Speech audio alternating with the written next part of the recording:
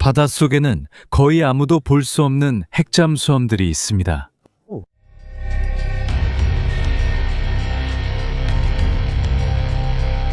그들은 조용히 움직이면서 인간이 만든 가장 강력한 무기 중 일부를 싣고 있습니다.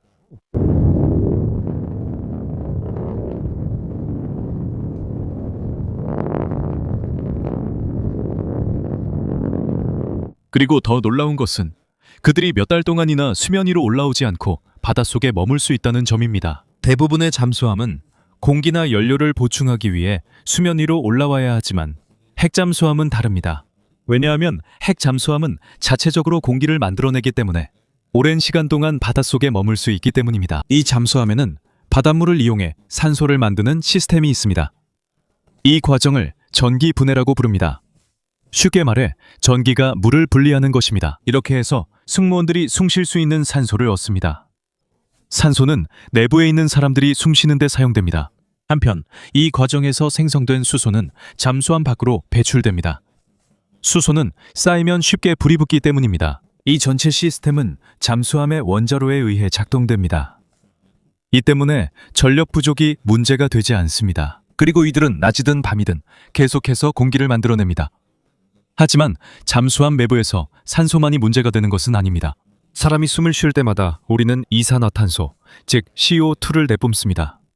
이게 밀폐된 공간에서 많아지면 위험해질 수 있습니다. 그래서 잠수함 내부에는 CO2를 흡수하는 특수 필터와 화학 시스템이 있어서 공기가 안전하게 유지됩니다. 요리할 때 나오는 연기, 화학약품 냄새, 그리고 공기 중의 다른 오염물질들도 필터 시스템으로 정화됩니다. 간단히 말해서 사람이 살아가는 데 필요한 거의 모든 것이 잠수함 내부에서 직접 만들어집니다. 이곳의 공기는 인공적입니다. 물은 해수를 식수로 바꾸는 담수화 과정을 통해 얻습니다. 그리고 이 모든 시설은 원자력 에너지로 운영됩니다. 하지만 잠수함이 바다 위로 떠오를 수 있는 때는 언제일까요? 미 해군과 다른 군사 소식통들의 보고에 따르면 잠수함이 수면 위로 올라오는 사실상 유일한 주된 이유는 승무원들의 식량이 다 떨어졌기 때문이라고 합니다. 즉, 음식이 충분하다면 잠수함은 아주 오랜 시간 동안 바닷속에 머물 수 있다는 뜻입니다. 그리고 여기서 이야기가 더 무서워지는 이유는 핵잠수함의 진짜 핵심은 바로 그 안에 있는 원자로이기 때문입니다. 이 안에는 작은 방만한 크기의 소형 원자로가 들어 있습니다. 하지만 이렇게 작아도 이 원자로는 엄청난 에너지를 만들어낼 수 있습니다. 군사 및 원자력 공학 보고서에 따르면 미국의 버지니아급과 같은 최신형 핵잠수함은 원자로를 사용합니다. 이 원자로는 연료를 다시 보충하지 않고도 20년에서 30년 이상 사용할 수 있습니다. 즉, 잠수함의 전체 수명 동안 핵연료를 교체할 필요가 없을 수도 있다는 뜻입니다. 이것은 항상 연료가 필요한 일반 선박과는 비교할 수 없을 정도로 큰 차이입니다. 이 원자로가 열을 만들어냅니다. 그 다음 이 열은 증기, 즉 매우 뜨거운 수증기를 만들어서 잠수함의 터빈을 돌리는 데 사용됩니다. 터빈이 선박 전체를 움직이고 모든 시스템에 전기를 공급합니다. 그리고 이 잠수함은 원자력으로 움직이기 때문에 디젤 잠수함처럼 공기를 위에서 끌어올 필요가 없습니다. 디젤 잠수함은 가끔씩 수면 위로 올라와서 엔진을 돌리고 배터리를 충전해야 합니다. 그리고 수면 위로 올라오면 적에게 더 쉽게 발견될 수 있습니다. 하지만 원자력 잠수함은 오랜 시간 동안 바닷속에 숨어 있을 수 있고 조용하며 찾기 어렵고 거의 보이지 않습니다. 그리고 핵연료의 힘은 더욱 놀랍습니다. 그런데 왜 그럴까요? 원자력 에너지 연구에 따르면 소량의 농축 우라늄은 석탄이나 석유 같은 일반 연료의 엄청난 양과 맞먹는 에너지를 가지고 있습니다. 그래서 잠수함의 원자로 노심가 작아도 그것만으로도 수년 동안 전체 함선을 운항하는 데 충분합니다. 하지만 핵 잠수함에서 가장 위험한 부분은 단순히 오랜 시간 동안 바닷속에 머무를 수 있다는 점이 아니라 그들이 탑재하고 있는 무기입니다. 일부 잠수함, 특히 탄도미사일 잠수함은 매우 먼 거리에서도 목표를 타격할 수 있는 핵미사일을 탑재하고 있습니다. 예를 들어 미국 해군과 국방보고서에 따르면 미국의 오하이오급 잠수함은 핵탄두를 장착한 트라이던트 미사일을 탑재할 수 있습니다. 그리고 각 탄두는 제2차 세계대전 당시 히로시마에 사용된 원자폭탄보다 몇 배나 더 강력한 위력을 가지고 있습니다. 간단히 설명하자면 잠수함 한 척만으로도 여러 도시를 엄청난 파괴로 몰아넣을 수 있을 만큼 충분한 핵무기를 실을 수 있습니다. 그리고 더 무서운 점은 대부분의 사람들이 지상에서 평범하게 일상을 살아가는 동안에도 핵 잠수함들이 지금 이 순간에도 조용히 바닷속을 순찰하고 있다는 사실입니다. 우리는 그들을 볼 수 없고 어디에 있는지도 알지 못하지만 그들은 분명히 그곳에 있습니다. 세계에서 가장 위험한 무기 중 일부를 싣고 바닷속에서 조용히 경계를 서고 있습니다. 하지만 잠깐만요. 계속하기 전에 좋아요 한번 눌러주시고 구독도 부탁드립니다. 이것이 콘텐츠 제작자들에게 큰 도움이 됩니다. 감사합니다. 이제 다시 시작하겠습니다. 사실 이런 종류의 잠수함은 미국뿐만 아니라 다른 나라에도 있습니다. 모르는 분들을 위해 말씀드리자면 핵무기 세계에서는 강대국들이 전쟁을 시작하는 것을 두려워하는 한 가지 이유가 있습니다. 왜냐하면 그들이 공격을 하면 곧바로 보복 공격이 돌아온다는 것을 알고 있기 때문입니다. 그래서 핵무기가 중요한 것입니다. 예를 들어 중국이 그들의 지상기지를 이용해 공격을 한다면 미국은 잠수함을 이용해 그들의 도시를 파괴할 수 있습니다. 잠수함은 지상에 있는 미사일 기지보다 찾기가 훨씬 어렵기 때문입니다.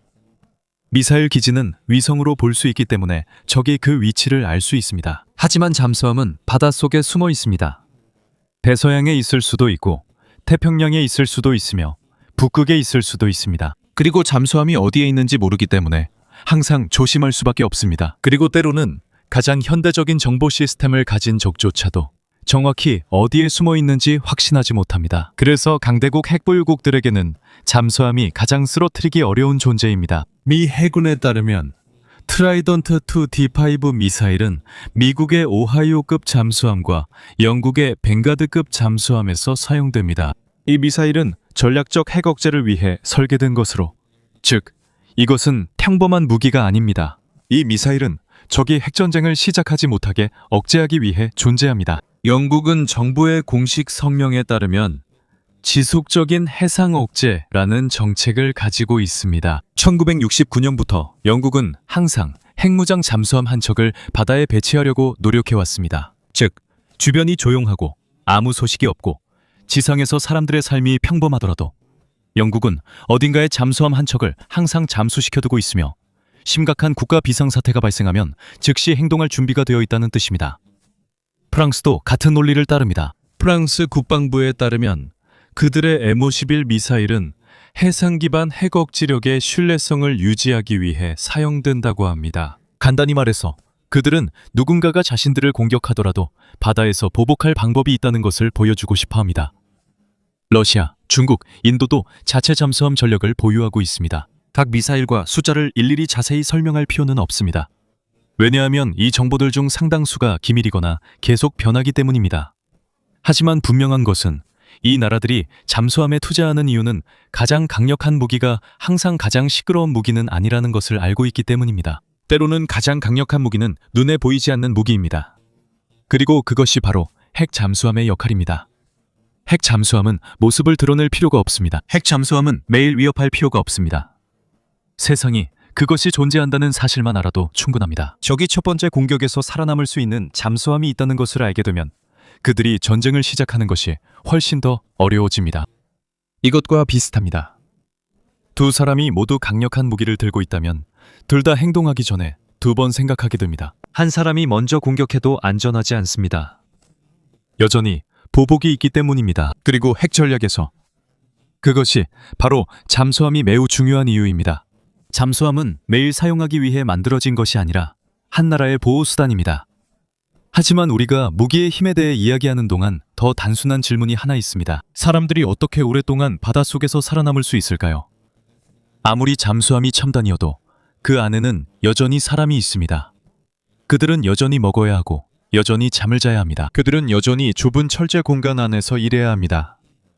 그 위에는 수백 미터의 물이 있습니다. 사실 잠수함이 원자력으로 움직인다고 해도 원자로가 할 수 없는 일이 하나 있습니다. 바로 음식을 만들어내지 못한다는 것입니다. 그래서 실제로 잠수함의 한계는 전기가 아닙니다.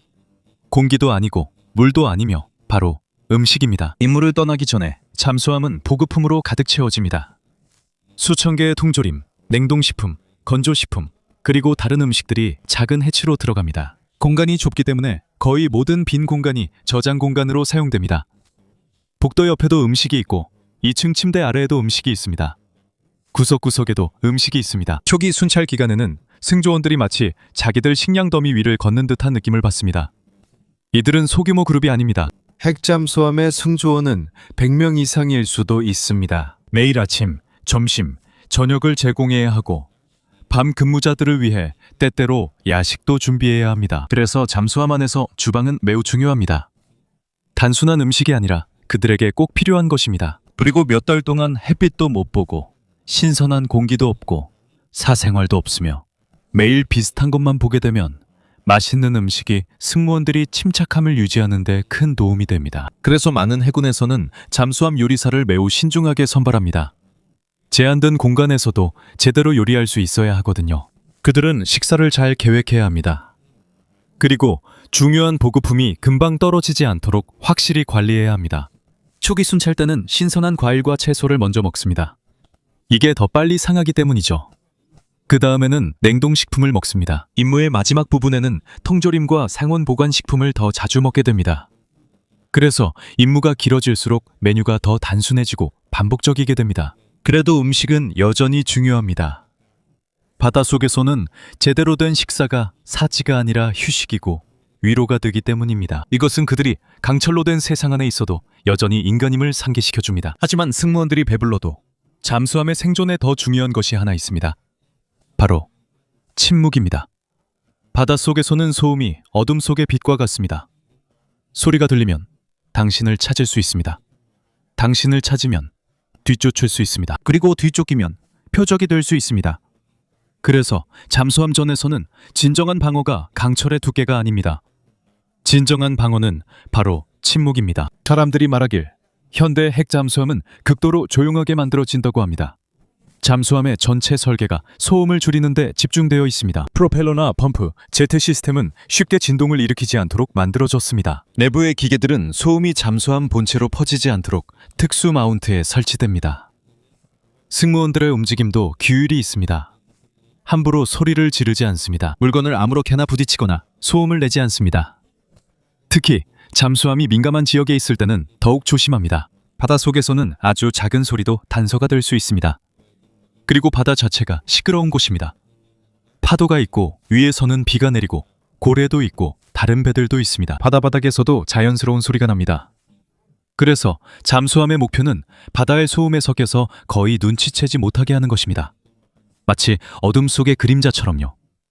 존재하지만 보이지 않고 움직이지만 들리지 않습니다. 그리고 잠수함이 조용할수록 더 위험해집니다. 왜냐하면 가장 위험한 적은 항상 모습을 드러내지 않는 존재이기 때문입니다. 오랫동안 주변에 있었지만 나중에서야 알게 되는 그런 존재입니다. 하지만 예전의 잠수함들은 이렇게 조용하지 않았습니다. 냉전 초기, 특히 1950년대와 1960년대에는 대부분의 핵잠수함이 시끄러웠습니다. 엔진에서 윙윙거리는 소리가 났고 터빈의 진동도 있었습니다. 회전하는 프로펠러에서도 소리가 났습니다. 그리고 그런 작은 소리들이 모두 물속으로 퍼졌습니다. 그게 문제였던 이유는 바다는 소리를 아주 빠르게 전달하기 때문입니다. 물속에서는 소리가 공기 중보다 훨씬 더 멀리까지 전달됩니다. 그래서 냉전 시절에는 소나 운용자들이 아주 먼 거리에서도 다가오는 잠수함의 소리를 들을 수 있었습니다. 과거 군사보고서와 잠수함 역사에 따르면 당시 일부 소련 잠수함들은 오늘날의 현대 잠수함들에 비해 소리가 훨씬 더 컸다고 합니다. 경험 많은 소나 운용자들은 잠수함의 엔진 소리만 듣고도 어떤 종류의 잠수함이 다가오는지 알아챌 수 있었다고 합니다. 마치 사람의 목소리를 알아보는 것과 비슷하죠. 하지만 기술이 발전할수록 잠수함들은 점점 더 조용해졌습니다. 지금은 현대 핵잠수함의 거의 모든 부분이 소음을 줄이기 위해 설계되어 있습니다. 내부의 무거운 기계들은 잠수함 본체에 직접 연결되어 있지 않습니다. 이 기계들은 진동이 퍼지지 않도록 특수 충격 흡수 장치와 고무 마운트로 설치됩니다. 간단히 말하면 기계에 베개를 대는 것처럼 외부에서 소리가 들리지 않게 하는 것입니다. 원자로 시스템도 더 조용하게 설계되었습니다. 일부 현대 잠수함은 정상 작동 중에는 강력한 펌프가 거의 필요 없는 냉각 시스템을 사용하기도 합니다. 이로 인해 내부 소음이 줄어듭니다. 프로펠러도 변경되었습니다. 일반적인 프로펠러 대신 많은 최신 잠수함들은 펌프제트 시스템을 사용합니다. 이 방식은 작동 중에 더 조용합니다.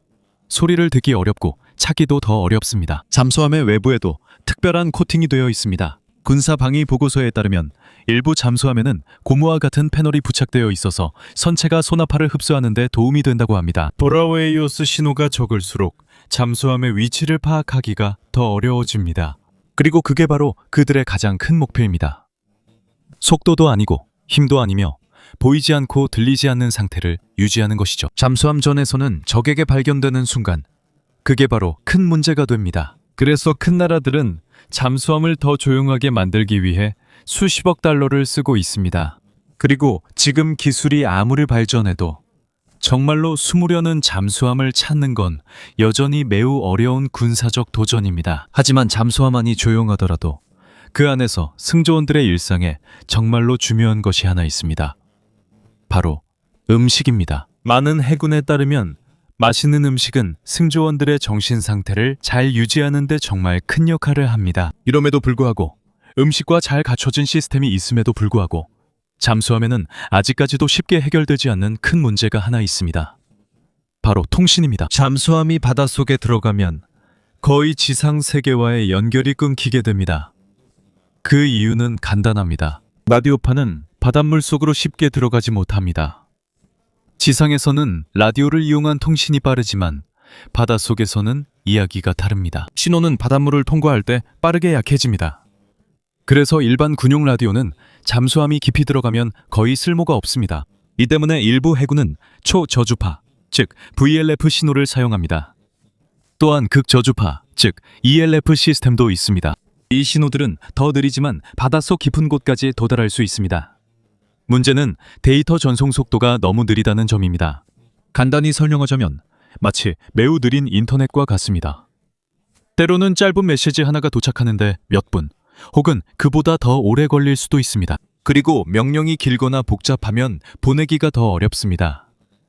그래서 군대는 잠수함에 메시지를 보낼 수 있도록 특별한 방법을 만들었습니다. 하지만 이 방법으로 할 수 있는 일은 매우 제한적입니다. 보통 짧은 암호화된 메시지만 보낼 수 있습니다. 긴 대화도, 영상통화도, 실시간 소통도 할 수 없습니다. 가끔은 잠수함이 몇 글자나 코드 단어만 받기도 합니다. 그리고 각 코드에는 대응되는 명령이 있습니다. 군사보고서와 방위 분석가들에 따르면 가장 중요한 메시지 중 하나는 비상행동 메시지입니다. 이것은 가장 심각한 상황에서 사용되는 암호화된 지시 유형입니다. 여기에는 핵발사 명령이 포함될 수 있습니다. 그래서 핵잠수함의 전체 통신 시스템은 잠수함이 바닷속에 있을 때도 중요한 메시지가 반드시 전달되도록 설계되었습니다. 하지만 문제가 있습니다. 잠수함이 더 명확한 답장을 보내거나 더 많은 정보를 받으려면 수면 가까이로 올라와야 합니다. 완전히 떠오르는 것은 아닙니다. 하지만 안테나를 물 위로 내보낼 수 있을 정도로만 올라옵니다. 그렇게 하면 위성 신호를 받고 응답을 보낼 수 있습니다. 그 후에 잠수함은 빠르게 다시 잠수합니다. 수면 가까이에 오래 있을수록 적에게 발견될 확률이 높아지기 때문입니다. 레이더에 탐지될 수도 있습니다. 감시 항공기에 포착될 수도 있습니다. 신호가 추적될 수도 있습니다. 그래서 수면 근처로 올라올 때마다 매우 조심합니다. 빠르고 조용하며 철저하게 계획되어 있습니다. 단 몇 분만 노출되어도 잠수함에게는 큰 위험이 되기 때문입니다. 하지만 바닷속에서는 통신뿐만 아니라 항해도 어렵습니다. 일반 사람들에게는 GPS를 사용하는 것이 쉽습니다. 휴대폰만 켜면 바로 자신의 위치를 알 수 있습니다. 하지만 잠수함에서는 그렇게 간단하지 않습니다. GPS는 깊은 바닷속에서는 작동하지 않습니다. 위성 신호가 해수에 제대로 들어오지 않기 때문입니다. 그래서 잠수함이 바닷속에 있을 때는 위성을 이용해서 정확한 위치를 알 수 없습니다. 그게 얼마나 어려운 일인지 한번 생각해 보세요. 주변은 어둡고 도로 표지판도 없고 불빛도 없으며 참조할 만한 산이나 건물도 없습니다. 사방이 전부 물뿐입니다. 그렇다면 그들은 어떻게 자신이 어디에 있는지 알 수 있을까요? 그것은 정교한 계산과 매우 민감한 장비들 덕분입니다. 잠수함이 주로 사용하는 것은 관성 항법 시스템입니다. 간단히 설명하자면 이 시스템은 잠수함의 모든 움직임, 모든 회전, 모든 가속, 모든 하강이나 상승을 측정합니다. 그리고 그 정보를 바탕으로 마지막으로 알려진 위치에서 잠수함이 어디에 있는지 계산합니다.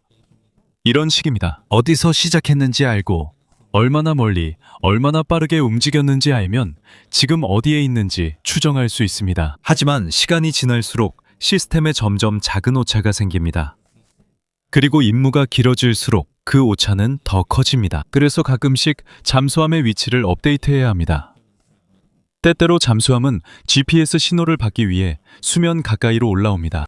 다른 경우에는 소나를 사용해서 바닷속 지형을 해저 지도와 비교합니다. 실제 땅을 지도와 맞추는 것과 비슷하죠. 이 모든 것은 매우 중요합니다.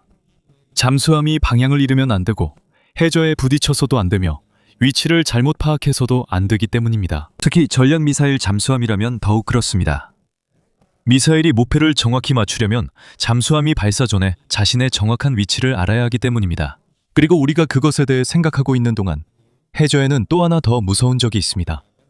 바로 압력입니다. 잠수함이 점점 더 깊이 들어갈수록 주변의 물의 압력이 더 강해집니다. 바다 표면에서는 압력이 정상입니다.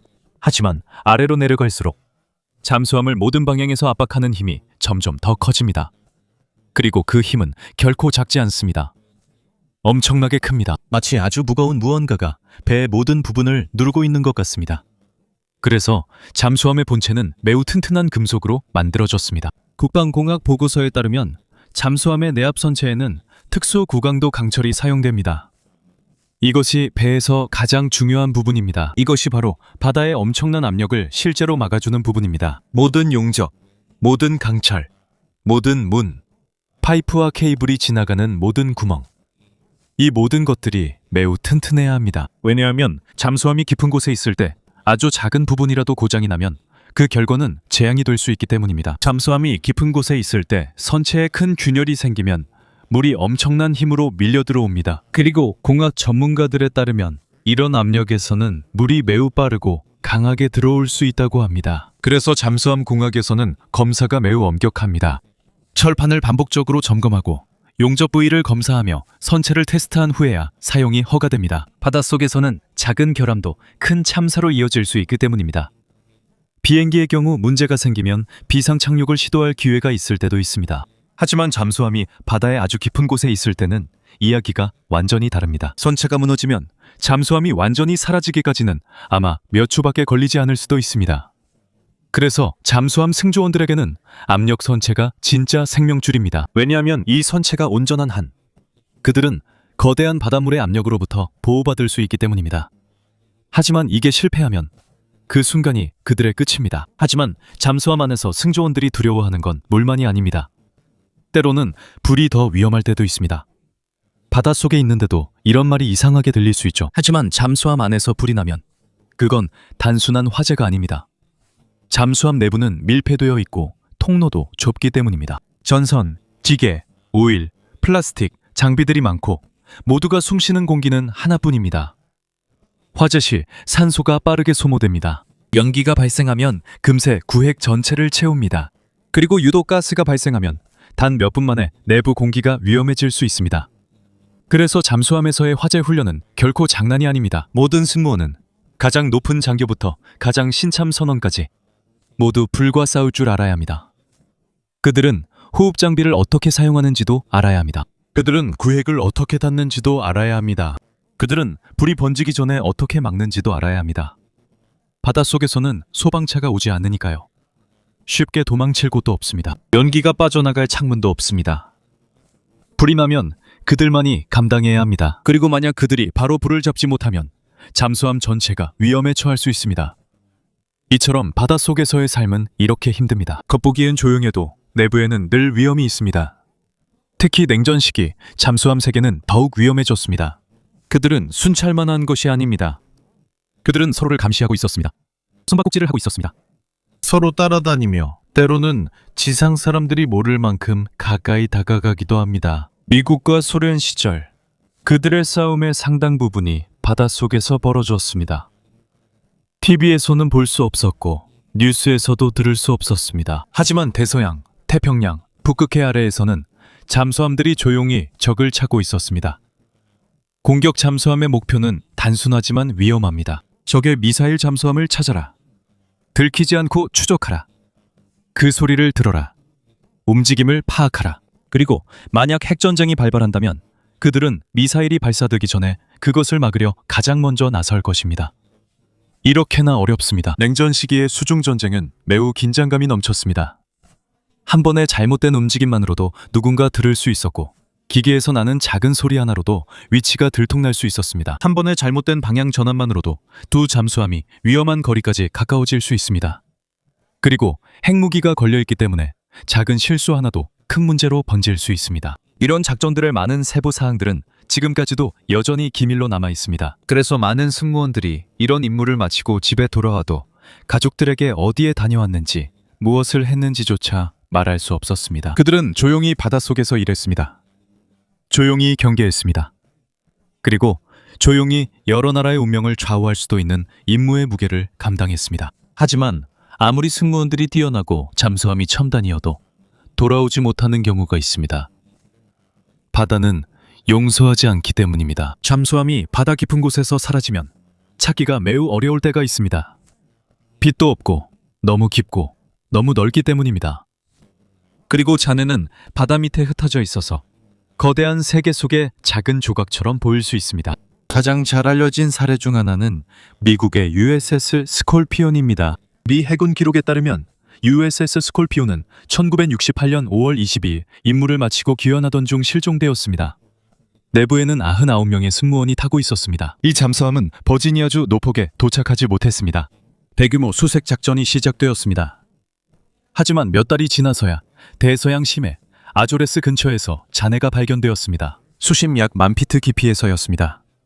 지금까지도 이 잠수함이 사라진 진짜 이유에 대해 계속해서 이야기되고 있습니다. 어뢰 오작동과 관련된 공식적인 설명이 있습니다. 하지만 증명되지 않은 이론도 있습니다. 분명한 것은 탑승자 99명 모두 돌아오지 못했다는 점입니다. 같은 해 소련 잠수함 K1D9도 태평양에서 사라졌습니다. 기밀 해제된 보고서에 따르면 이 사건은 냉전 시기 CIA가 벌인 가장 비밀스럽고 가장 야심찬 작전 중 하나의 계기가 되었습니다. 이 작전은 프로젝트 아조리안으로 불렸으며 CIA는 채굴 작업처럼 보이게 거대한 인양선을 만들었습니다. 하지만 이 배의 진짜 임무는 태평양의 깊은 바다에 가라앉은 소련 잠수함의 일부를 인양하려는 것이었습니다. 기밀 해제된 CIA 자료에 따르면 잠수함의 일부만 인양할 수 있었습니다. 그리고 여전히 많은 세부 사항들이 대중에게 완전히 공개되지 않았습니다. 이것은 냉전 시대 잠수함이 얼마나 중요한지 보여줍니다. 비록 배가 침몰하더라도 그 안에 담긴 비밀들은 여전히 가치가 있습니다. 그리고 2000년 8월 12일 또 한 번의 잠수함 참사가 전 세계를 충격에 빠뜨렸습니다. 러시아 잠수함 크루스크는 군사훈련 중에 바렌츠 해에서 침몰했습니다. 여러 보도에서 언급된 공식 러시아 조사에 따르면 이 사고는 잠수함 내부에서 발생한 어뢰 폭발로 시작된 것으로 추정됩니다. 118명의 승무원 전원이 사망했습니다. 더 안타까운 것은 일부 보도에 따르면 몇몇 승무원들은 첫 번째 폭발에서 살아남았을 가능성이 있지만 제때 구조되지 못했다는 점입니다. 이로 인해 전 세계는 잠수함 구조가 얼마나 어려운지 더욱 뚜렷이 알게 되었습니다. 바닷속에서 사고가 발생하면 잠수함의 위치만 알아서는 충분하지 않습니다. 거기에 신속하게 도착해야 합니다. 해치를 열어야 하고 압력, 추위, 어둠, 그리고 시간과 싸워야 합니다. 그리고 대부분의 경우 시간이 가장 큰 적입니다. 이것이 바로 냉혹한 현실입니다. 잠수함 승조원의 삶에서는 군인이 땅 위에 있을 때는 발견될 가능성이 있습니다. 조종사가 추락했을 때는 구조될 가능성이 있습니다. 하지만 잠수함이 바닷속에서 사라지면 때로는 시신도 잔해도 가족에게 전할 명확한 답도 없습니다. 그래서 모든 잠수함 순찰에는 조용한 위험이 따릅니다. 적 때문만이 아니라 그들이 일하는 장소 자체 때문입니다. 어둡고 차갑고 매우 깊은 세계입니다. 그곳에서 무언가 잘못되면 때로는 바다 자체가 모든 이야기를 숨깁니다. 이것이